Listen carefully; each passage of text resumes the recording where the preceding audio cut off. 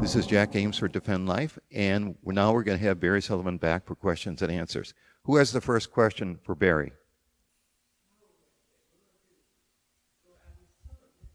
Yeah, in that case, I would wait till the other person has left and say, John, I heard what you talked about, and I've been involved in this issue, and I know a lot of people who have had abortions can't stop thinking about it. They may think it was the right decision, but they regret it. And I just want you to know that God does forgive, and you can. I came up with this just recently. I said, your child will forgive you again when you see him in heaven. And that really seems to grab people, that the child, they can see that child again. And I just thought of that, like outside the mill, I was praying my rosaries, and I said that to somebody because this guy came by. He had come by a few times, like every couple months, and very irate. And I said, you've been involved in abortions, haven't you? And he goes, yeah, 2. And I said, you know, if you ask God for forgiveness, you forgive yourself, your children will forgive you when you see him in heaven. And he didn't know what to say. He kind of drove off fast, but he didn't drop any more F-bombs on me. And I think that's the kind of thing we have to give people hope.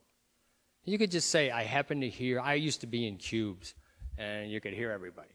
And say, I just happened, and I don't mean to be offensive or anything, but if you regret it, and there is forgiveness. You know, in fact, I had a sign. We have one big sign that I love holding. It's Jesus kneeling with a baby, an aborted baby in his hand, and it says, Jesus forgives and heals abortion. So we were on Connecticut Avenue, and the traffic will all stop and go. So this car stopped about right where you are, and I could tell this woman, probably about 40, was reading the sign, and she shakes her head up and down. And she goes, and I think she mouthed, he certainly does. And so, I don't know why, but I went like this, and she blessed herself. Yeah, see, so that's you never know the kind of effect you're going to have on people by just speaking out, being there, in a nice, charitable way. Don't say, you know, you're going to hell if you don't repent of that. Okay, it's done. But we have to say there is forgiveness. And they might tell you to bleep off, it's none of your business, but, you know, they told Christ that, you know.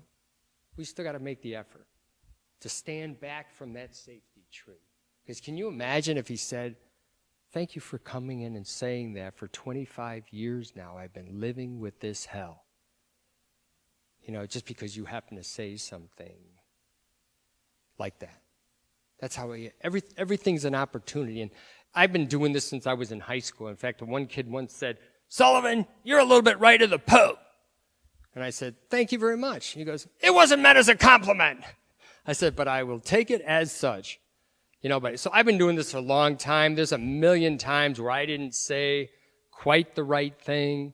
But the Lord, you just depend on the Holy Spirit. Remember Moses? He used to stutter. He said, Lord, I can't go and talk to Pharaoh. And he said, I will give you what you need to say. And there's so many times, which I don't want to keep telling stories, where God has stepped in and given me what to say. Because people say things that I've just never heard before. You know, but don't ever worry about, I might say the wrong thing. The only thing worse than the wrong thing is nothing. Okay? Anybody else? Go ahead.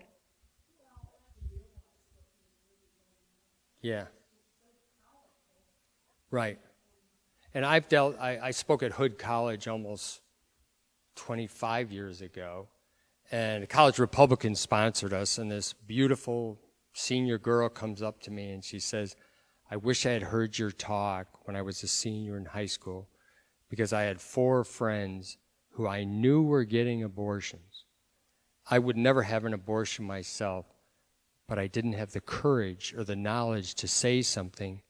3 of them are still, 4 years later, psychologically destroyed, and the 4th one I've lost touch with because she'd never heard not just me, but anybody, none of her friends said, hey, have you heard, I always tell the kids, you should drag somebody to the March for Life. In fact, I used to tell my friends, if you come to the March for Life and you don't enjoy it, I will never bother you to do another thing. Now, you don't know me, but for a lot of my friends, that's a deal, that I wouldn't bother them anymore. But not one person has ever said to me, I wasn't glad I went to the March for Life. In fact, we were in Southern Maryland, a new parish. Wasn't that big. We used to have 3 full 40-seat buses every year. My wife arranged them. Okay? Our pastor told a story about people not doing anything. Okay? Sitting on their porch. And he said this guy was sitting on his porch and he saw this boy in a canoe. He fell out of the canoe and he drowned. And the man just sat on his rocking chair on his porch, did nothing. So the people called up the sheriff and said, we got to arrest him and throw him in jail. And the sheriff said, it's not against the law to do nothing. So we finished Mass. And so at the end of Mass, Monsignor says, okay, our buses are leaving at 10 o'clock in the morning on Monday. You can either be on the bus or sit in your rocking chair. How many times have you heard that? Wow, that's what I was saying. I went up to him, I said, my God, if every priest and bishop talked like that, we would have stopped abortion 40 years ago. In other words, your soul's in mortal danger if you don't stop evil. That's it. And it doesn't matter whether anybody else is trying. Because at your final judgment, it's going to be you and God. I never worry about whether, my wife asked me once, we used to do the 40 Days for Life round the clock, so I'd go there at 10 o'clock at night. There's nobody there at 10 o'clock at night, right? And my wife goes, well, what if something happens to you? I said, I pray that I die either at Mass or praying outside the abortion clinic. He says, aren't you worried about being there alone? I said, I'm never alone. God's always there. And I believe that, Actually, I had some people come by at 10:30 and ask me, what are you doing out here? Had no idea there was an abortion clinic in there. Carhartt was there. Late-term abortions. Guy lived 2 blocks from it, had no idea there was an abortion clinic, but he saw my pray to end abortion. See, we get the information out to people. We show them the kind of people we are, and we're making a difference. And the most important thing we're doing is saving our souls. Period. Again, if nobody comes to these talks, I'll still give them. Jack will be really bored at some point, because he's heard them so many times. But that's how. Yeah, if you watched the talk last night, there's a whole bunch of different stories in it. And again, I just look back on my life and said, man, God has done more in my life. And it's just been, last night, one of my wonderful adopted nephews came. He was in charge of the pro-life at Georgetown and now teaches or is involved in a high school there, but he came. Another example of my mom teaching us what was right, leading to just beautiful, beautiful things, Just joy, just so much joy. And you see so many people that walk around like they just frown. Okay? You're a Christian. You're going to heaven. You got to smile. You want people. I worked in Department of Energy in Germantown, 1,000 people in the building. And I say hello to everybody. I may not know you, but I say, hey, how you doing? I have no idea who you are. After about 10 years, this gentleman says to me, Barry, why are you always so up?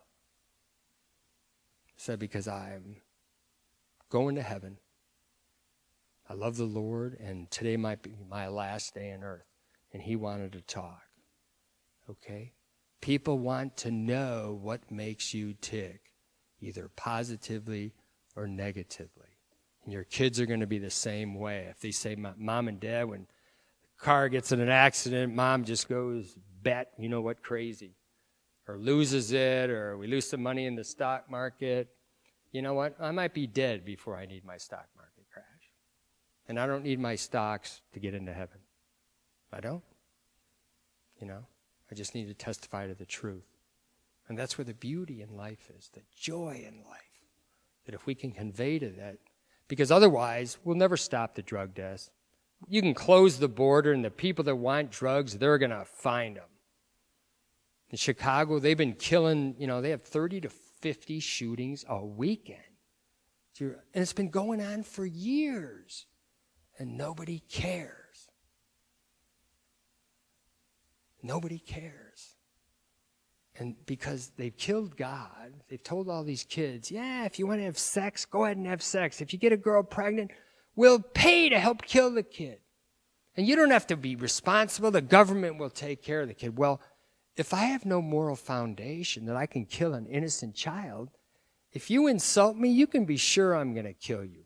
If you're taking my drug money, man, you're gone. I have no qualms about killing you. I have no moral foundation. You've killed it. That's what they don't get, but they cannot admit the only answer is God. The only answer. We have to be willing to say that. And if they laugh at us, that's okay. They laughed at Christ, and they did worse to Christ. Okay? But you know what? People are looking at you. They may make fun of you, but they admire you.